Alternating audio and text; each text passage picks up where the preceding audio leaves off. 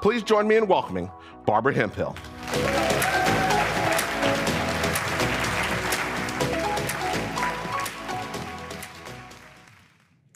Clutter is postponed decisions. All the brokenness in our lives comes down to one factor: decision fatigue. Have you ever wished that you had more time to spend with your family or do something you really love?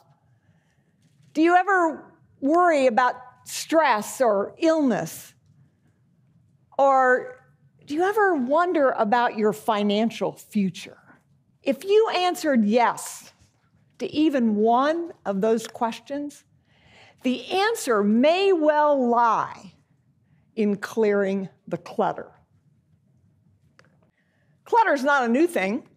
In the Old Testament, there's a story about Samuel who's looking for Saul to crown him king.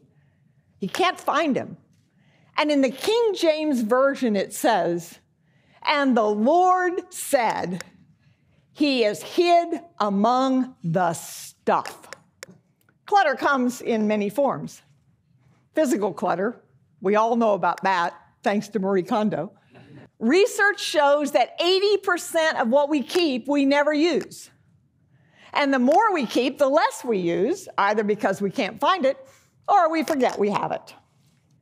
A client of mine eliminated their debt in 3 years by substituting their 4,000 square foot house that they struggled to manage with an 1,800 square foot apartment that they love. Digital clutter, we were told that this was going to be the paperless world.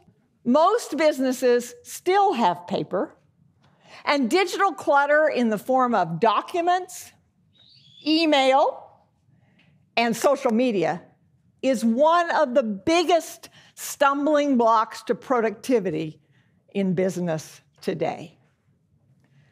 In my book, Less Clutter, More Life, the premise is that physical and digital clutter is actually a symptom of emotional and spiritual clutter. One of the biggest stumbling blocks for people who struggle with clutter of any kind is emotional. I was autographing Taming the Paper Tiger books in Barnes & Noble many years ago. And I made that statement, and afterwards a young man came up to me and he said, "My apartment is so full of papers, I haven't had anybody in it for months." And he said, "I come home from work every night and say, okay, tonight's the night I'm gonna clean up this mess. And as I begin to sort, I just become physically paralyzed." And then he stopped and kind of a tear ran down his face. He said, "My mother died when I was 6. Are you telling me that I have to get over the grief of losing my mother before I can organize my paper?" I can't answer that, I said, because I'm not a health professional, but I can tell you what I've observed through the years. If you find someone you trust, probably not a family member, to help you decide what paper you really need and want to keep, you will be able to solve your paper problem. I told that story at a convention, and a woman walked up to me and she said, "Well, you just saved my marriage." And wow, that's a pretty dramatic statement. Do you mind explaining? She said, "I came to this conference with the intention of going home and telling my husband, to whom I've been married for 13 years, that I'm leaving because he's a pack rat and his clutter makes me sick." But she said, "Until I heard you speak, I never realized that it wasn't that he wouldn't get rid of his clutter, but that he couldn't. She said, I don't know exactly how I'm going to cope, but I'm willing to give it a try again." So I said, "May I offer a suggestion?" She said, "Of course." I said, "Go home and say something to the effect of, I never understood before how important all this is to you.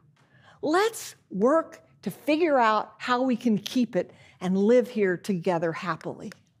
I followed up with them for several months, and the changes were astounding. The more you try to convince somebody else to get rid of the clutter, the more they're going to hang on. Don't be afraid to ask for help. I had a client a long time ago who said that she had hired 3 organizers in 2 states and paid thousands of dollars and actually felt worse off. And after we'd worked together for a few hours and she was kind of happy with the results, I said, do you mind telling me what's different about what we did? And she said 2 things. 1, you taught me that my clutter is postponed decisions. And 2, you didn't say this is what you should do. You asked me what I was willing to do. In Proverbs, it says, without a vision, the people perish. Organizing in and of itself has no value. It is simply a skill to help you do what God put you on earth to do. When you are clear about that purpose, clearing the clutter becomes much easier. If you're not clear about that purpose, clearing the clutter is a great way to begin figuring out what it is.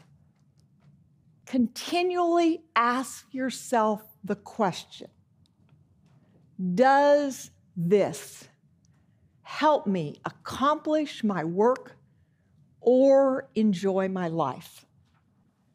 If the answer is no, it's clutter, and you can't afford it.